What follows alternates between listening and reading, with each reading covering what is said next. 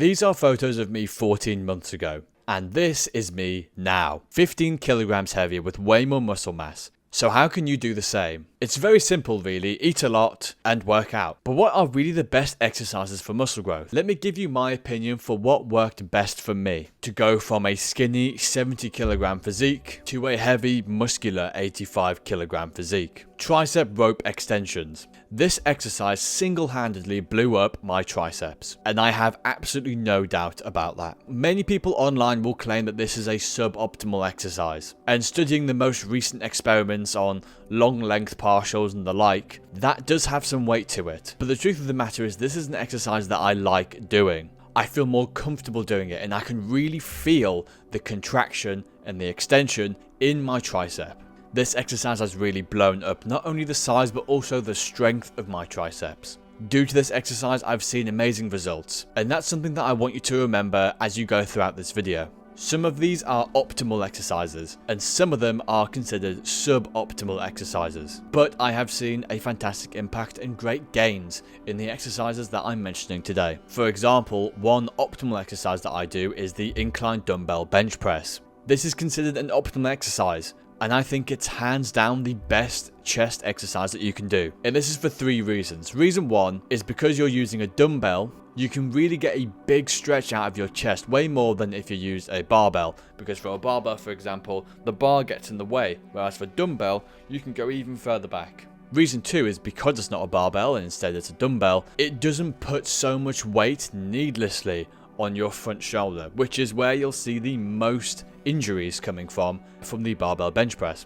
And the last reason is because it works the upper chest, which is the most aesthetic of the upper, middle and lower chest muscles, as they can appear quite prominently in a t-shirt or shirt. Another muscle that is high on the aesthetic muscles tier list is the bicep, and for those I do the easy bar preacher curls. And with this exercise you really work your biceps, but this one is quite strenuous on your inner elbow. So this is an exercise that kind of needs to be worked up to. Don't just throw 10 kilograms on each side of the bar and just try and get 2 or 3 reps. You will probably get an injury. Start off with a lighter weight and then increase the weight until you can really get to the correct weight where you can reach muscular failure. The amount of tension on the lower part of the rep when your arm is really stretched out and your bicep is extended causes for a lot of muscle growth, especially when considered to other bicep exercises that don't have so much tension in the stretched position. And this is provable by evidence in scientific literature, as well as anecdotal evidence. If you're working push-pull legs, then you'll be doing the biceps and the back on the same day. And the exercise that worked the best to build my back is lat pull-downs and pull-ups. Now I'm going to mention this with a little bit of a caveat. You see, genetically my back grows a lot, and I have a really good back at the minute. And this was made through the lat pull-downs and the back rows. But the lat pull-downs creates that V-taper effect, which I didn't really start until I started spamming the lat pull-downs and pull-ups.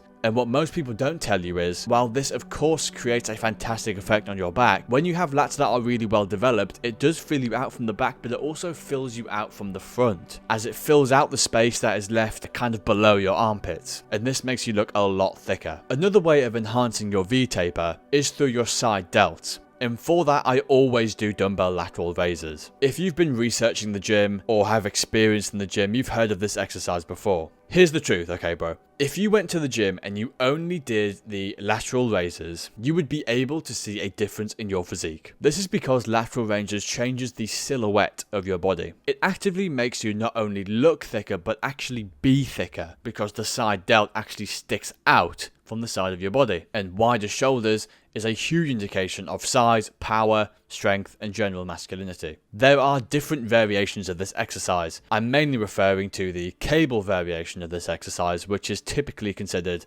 more optimal.